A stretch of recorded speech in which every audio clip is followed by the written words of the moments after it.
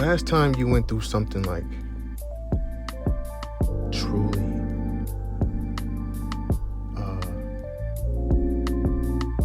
devastating, truly life-changing,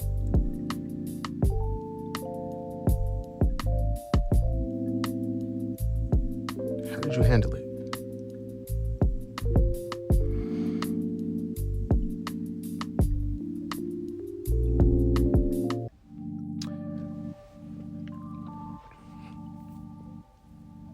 I want to talk about transmuting pain into passion, success, and profit.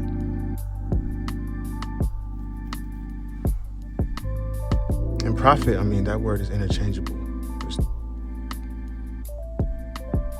There's two spellings for that word. And both of them fit right there at the end of that sentence.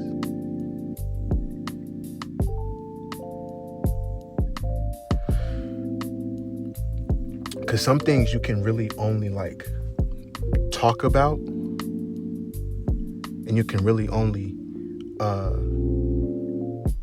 speak from and actually delve into, like, if you've really gone through a circumstance and, you know, found a way to channel whatever pain you had, whatever grief you had, whatever anything that's meant to, any energy that's meant to make us wallow and make us, like, you know, to bring us down. Any of those different types of energies. Because you know they're coming at you. You know exactly where they're being sent from.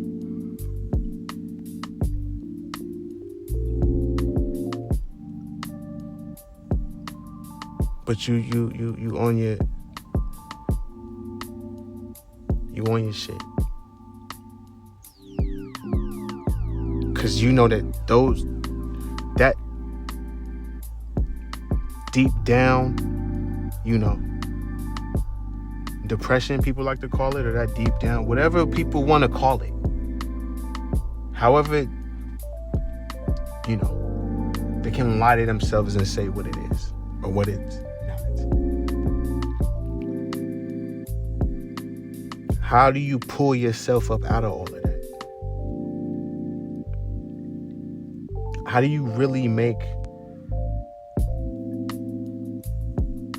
a change in how you feel in your core? How do you really heal?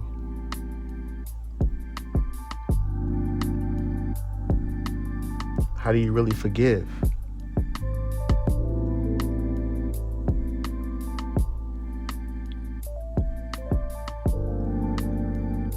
How do you really move forward?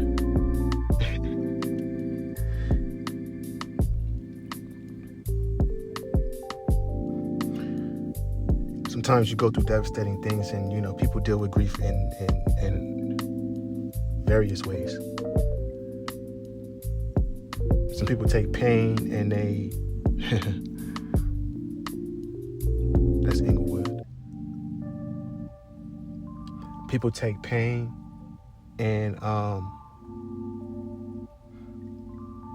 you know, they use it like they find a way to pour it back into themselves. Like,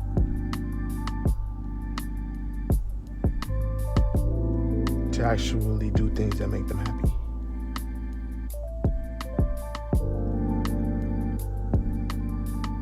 But they use it to actually, like, you know, change trajectories. I think that's the word. To change trajectories of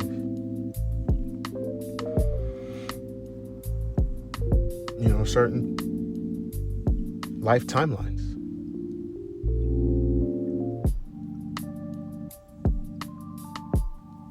And there's a real power in that, especially when you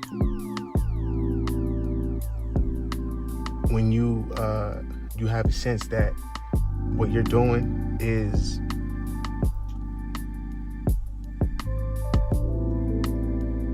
the utmost right way to do something. Like, you know what I mean? Like like if there was ever a blueprint, right? If there was ever a blueprint in how to,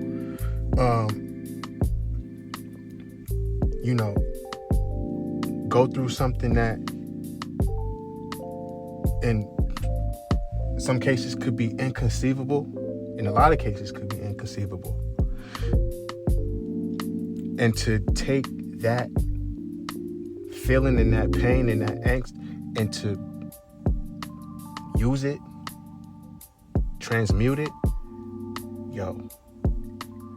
there's a real power in that. Especially, and it's even on like you gotta multiply it. There's a lot of multipliers in there.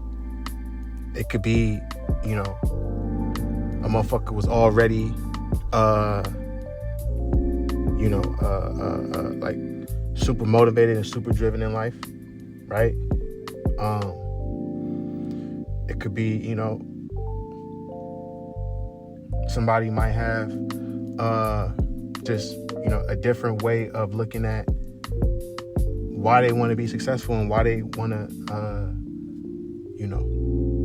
build a legacy and leave something. Like, everybody got their reasons. And that's between them, and that's between, whatever their higher power is, if there is one, if they got one. Right? See, I was a motherfucker that never really had one, in the sense that, like, when I was growing up, like, my dad grew up in the church.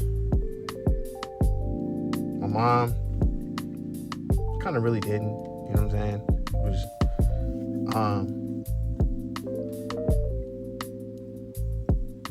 and so my mom and my dad get together, we don't really go to church like that. My dad was like, since he had grown up in the church, he was, by that point, when we was like old enough to really know what was going on, like, he was like, yeah, nah. I ain't fucking with it. Like, but everybody else on his side of the family go to church. From, you know what I'm saying? Like,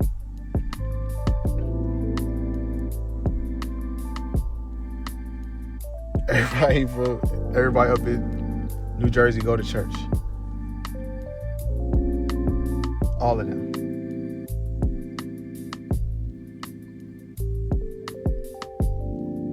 But I mean, I wasn't somebody that grew up in the church.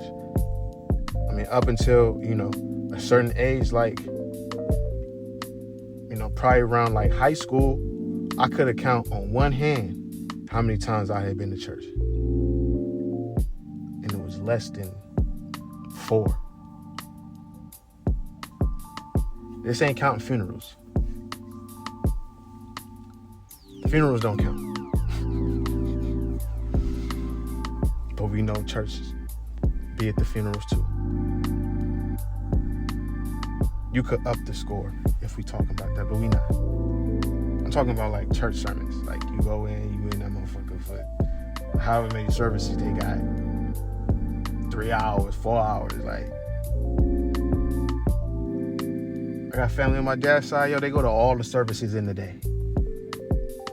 And I love that for them. So she growing up, like, I just was able to, like, formulate my own outlook on the world and on everything. And I was always somebody that's like,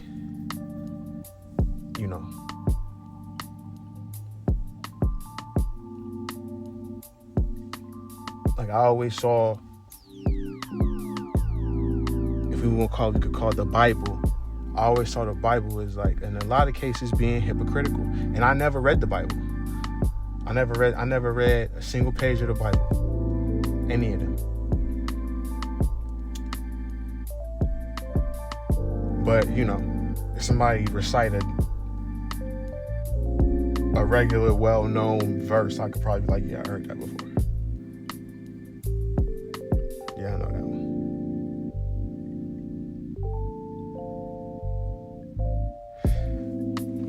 And so me not really growing up in the church like that, like, it was easy for me to look at the world in a totally different view. Like, okay,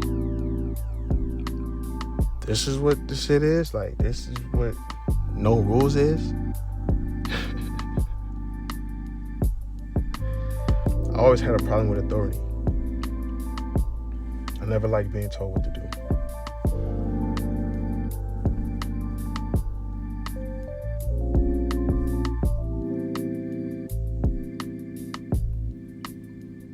I never liked rules. What rules? Fuck the rules. I make my own fucking rules. I just saw rules as limitations. It's like, you know.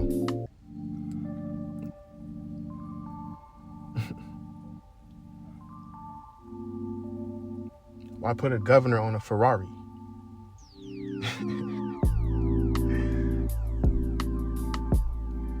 Like, let that motherfucker prance. Let the fucking horses go. You know what I mean? Like, that's how I always felt. And so, we all have motivations for why we want to be successful in life and why we want to do things in life and why we want to, like, see, people think, people don't think because people don't know.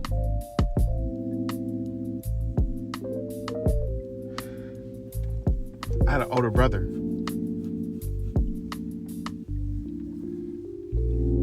His name was Rashawn. And growing up as a kid,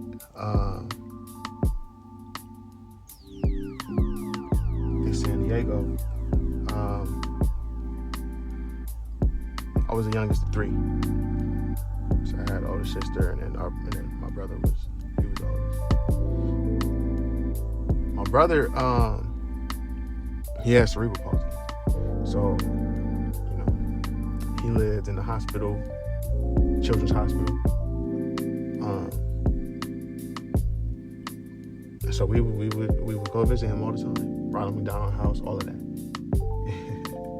know what I'm saying? Like, you walk into his room, it was like sports, you know, some animals and all that shit, but it was a lot of sports shit. And you know, he could I mean, at least it appeared to me, like, growing up and just seeing him in that state, like, you know, he wasn't really able-bodied, like, but he could move, like, his eyes and shit, and, you know, he could, like, smile and shit like that, right? And so, you know, how we develop empathy is a miracle in and of itself. You know what I mean? Like, so we would visit him all the time, and we would drive from our house to go to the children's hospital, see him. Sometimes they would have events at the Ronald McDonald House. Sometimes, like, you know, we would go to the, you know, different places, and, you know, he was in the wheelchair and all that, the motorized chair.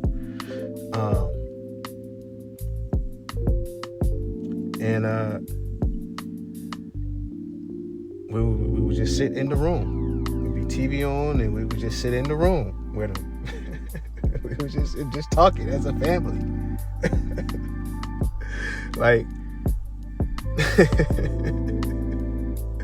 you know, the nurses would come in, you know, joke. But I would always look at my brother. I would always look at him. And and I could see him, like his eyebrows would be going up and down, like he couldn't really move his mouth a lot, but but his mouth would get wider, and the cheeks would, and that's how I knew that he was either smiling or laughing, right? And then he could move his eyes. And a lot of in a lot of instances, it was real subtle. Like he just didn't have a lot of control over. He didn't have a lot of movement. So it would be subtle expressions, like, you know what I mean? And so that's how I knew that, like, he was enjoying our company, like he was enjoying us being there. Because otherwise, like, what other indication would he be able to give? You know, sometimes he'd be drooling. We had to clean up the drool because he'd be laughing and shit, like.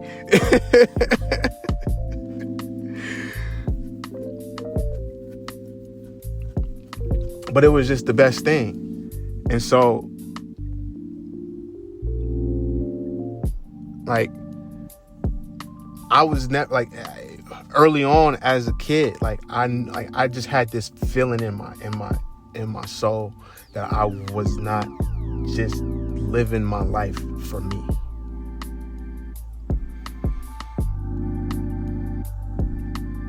A lot of people might call, I mean, you know, depending on how you look at it, it could be called selfish.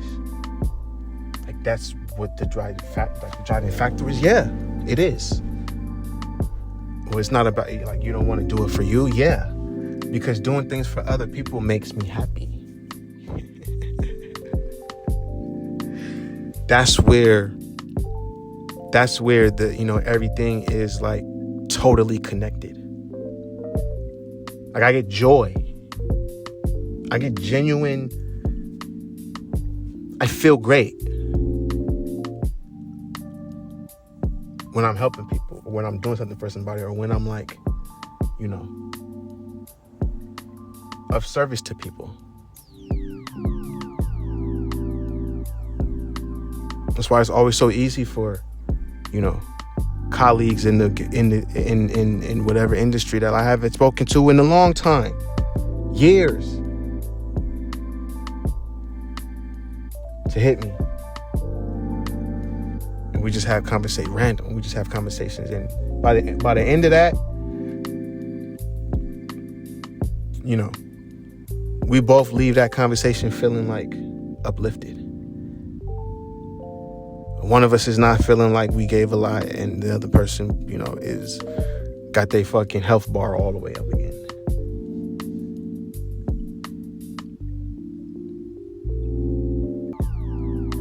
But even, like, in those moments that sometimes you do feel drained, at the end of the day, like, you know, in your back of your mind, that you left an imprint that's never gonna be forgotten.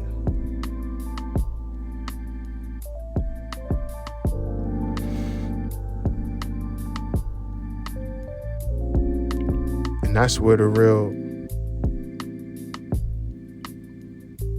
impacts and legacies is really made, if you think about it.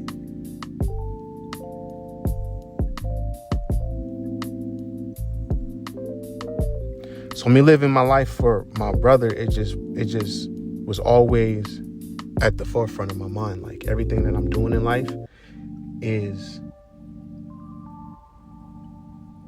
because what if he was able-bodied? What if he was able to actually lead a healthy life, in the sense that he was able to do what I'm doing? That's what I mean. That's what I mean. Like, everybody, because you can imagine his brain was probably strong, no doubt. Knowing that you got to communicate without speaking. You have to communicate without speaking. You cannot talk. You don't have the ability. So how do you get your point across? How do you communicate with somebody?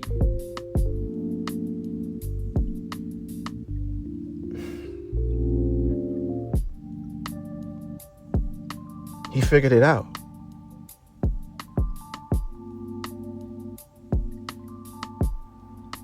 He figured it out. And so that's how I know he was a genius. So I know he was smart. So I'm like, all right,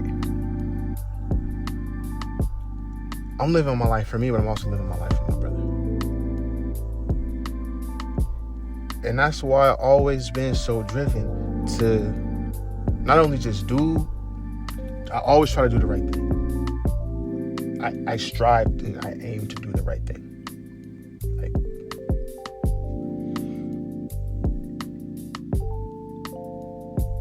when you're growing up, you know, you kind of make decisions in life that you learn from. You make choices that you gotta learn the consequences, and some shit you gotta learn the hard way from. The motherfuckers usually don't. You're not supposed to make the same mistakes twice, 2, 3 times. Sometimes we hard-headed. We just don't want. We know we got a better way. So we want to see if that better way works. And if it don't, we want to tweak it and see if it works again.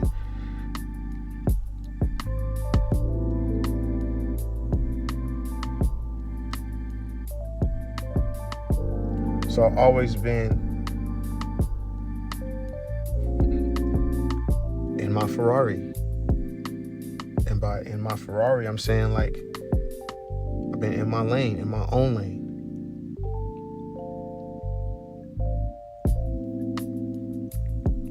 Shit, a fucking Berlinetta or something. I like the body style of the Berlinetta. F12.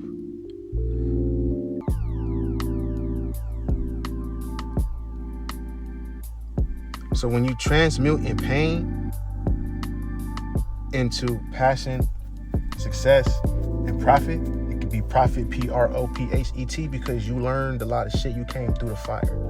You willing to go through the fire. You wanted to go through the fire because you knew that motherfucker was going to hurt. It was going to scorch you.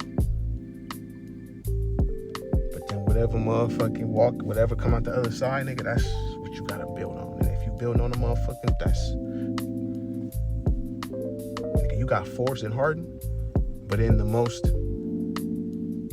immaculate ways. Oh yeah, we could go ahead. We could make something happen with that. So not only was you already on your trajectory and your timeline that Spirit has set for you already before you went through whatever you went through in your life at various points in your life, different plots. On the I wasn't never good at math. On the line graph, right? You go up and down at different spikes. Plot here, plot there, plot there. Those is real, you know, tower moments. Those is real moments that like you really had to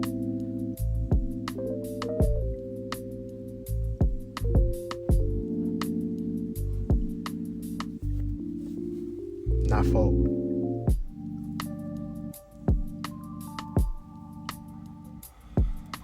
I live by the beach. Motherfuckers bring foldable lawn chairs every day.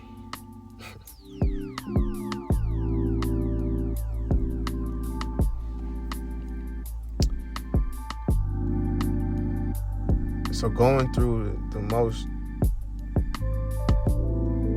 difficult times of your life,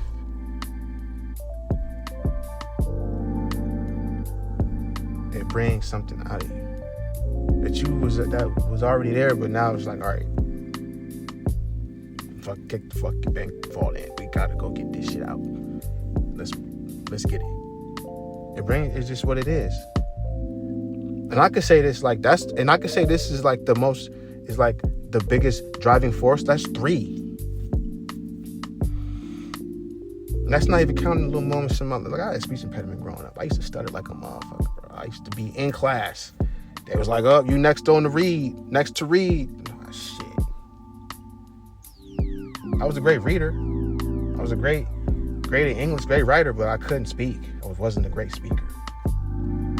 It wasn't until I got to college that I took a speech writing class. And I had to take that class because I was forced to become the president of the Black Student Union. Yeah, I say I was forced. My sister gonna say, no, you wasn't. but she know I was. She was on the executive board. The exiting executive board, everybody was graduating. Everybody on the E-board was graduating. It wasn't going to be no Black Student Union.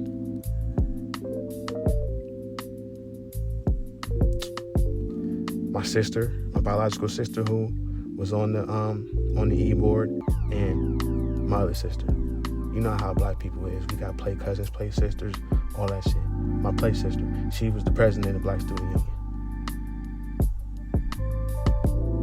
Shit. Brother, I'm gonna put your name down and run. I said, I ain't running. She was like, yeah, you is. I'm not running. She from LA. I'm not running. You're gonna have to run, otherwise there ain't gonna be no BSU next year. I said, hey. And my problem, I was busy. It was a double major, yo. Journalism, advertising. And shit, I was working. What was I working at the time? Was I working at Target at the time?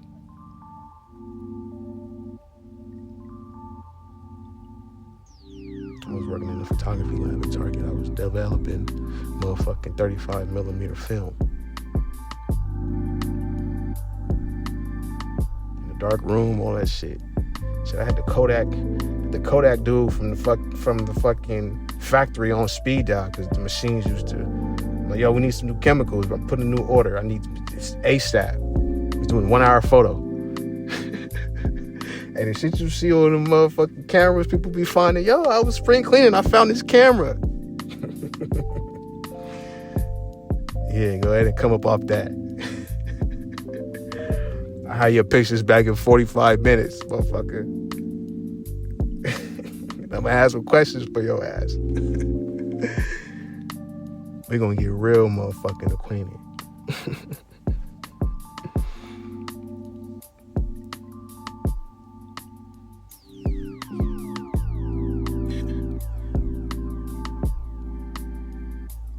So I run for president of BSU. But I ain't running against nobody, though. Nobody else wanted to run. Nobody else wanted to run for BSU, but they wanted to be on E-board.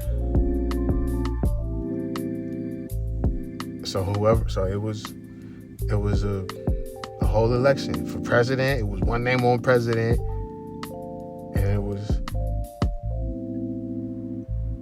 I ain't know why nobody else wanted to run for president. It's a hard fucking job. It was a lot of shit you had to do. So I'm president, and then they get an E-board elected, and then we have a faculty advisor who's also Black. Power to the people.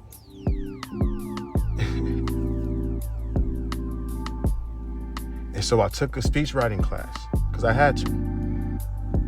I was gonna have to give speeches and shit, and do community, outreach and all this other shit. Like, so I'm like, all right, so I did that. Homecoming this, all this shit, right? So I'm the president of BSU. Did it for a year. Because after that,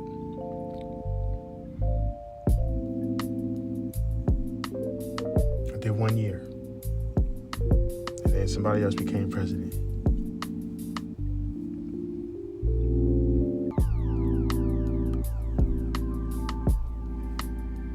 So I always wanted to be like,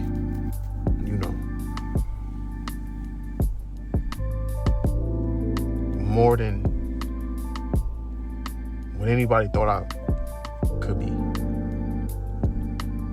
in a lot of different areas of my life.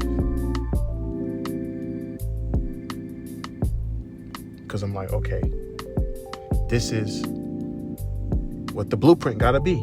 And I'm gonna set the blueprint, I'm gonna make the blueprint for transmuting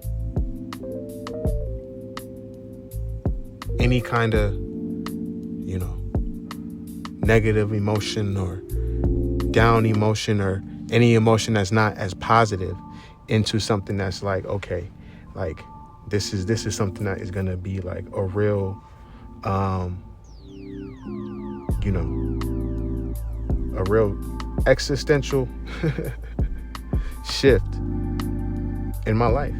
And so for that, like, I gotta give, you know, all the gratitude to, like, my brother, for real. And to, you know,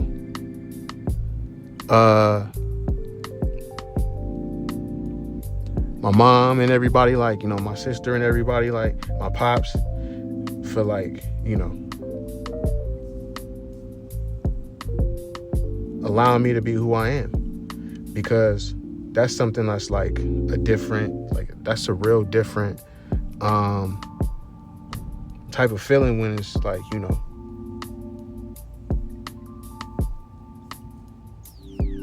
nobody's really you know, throwing a monkey wrench in your motherfucking program. The only shit, like, I really felt like personally, like, you know, I wasn't able to actually, like, really, like, lean into as much as I wanted to when I was a kid. Was being, like, a rapper. Was being, like, a rapper as an occupation.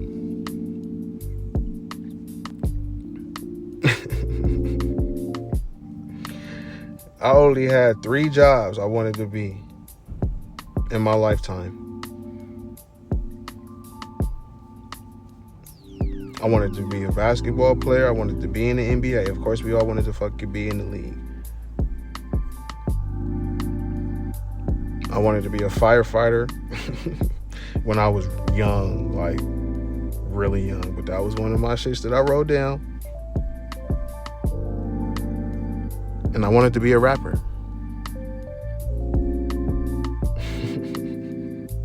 I remember one time, when I was young, I was a kid. My mom had found one of my notebooks that I had a bunch of raps in there, bro. My cousin Ebony was living with us at the time. She was young as fuck. She was young as shit, bro. She was like 19 with a baby.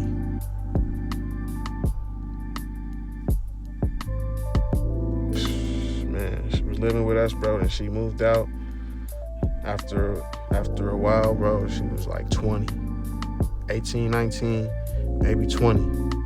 Had her own spot. She was working at the motherfucking Rite Aid. She would have been Rite Aid manager up in that motherfucker. Doing whatever else she was doing to earn money. Cooking, she was a chef. She's a chef today. You want to talk about some transmutation? Yo. Then she had another baby. She had another baby, yo. She was 2 down.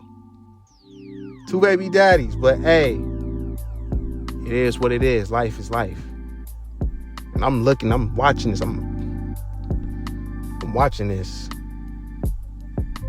She, you know, she for sure raised me in a lot of ways. Too many ways to count.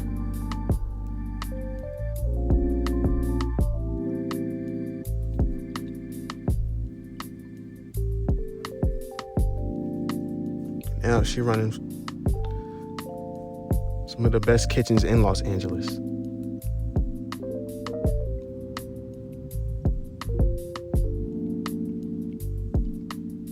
Michelin star this. 5-star that.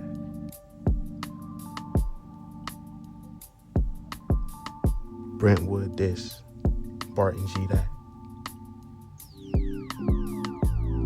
Downtown this.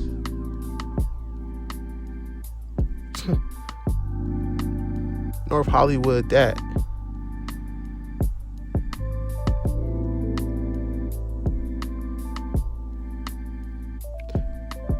So what is transmutation?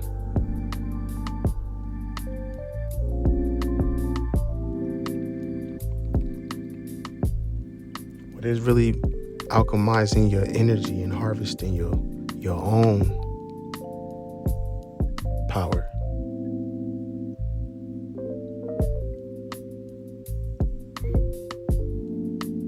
To really make your life what you want it to be.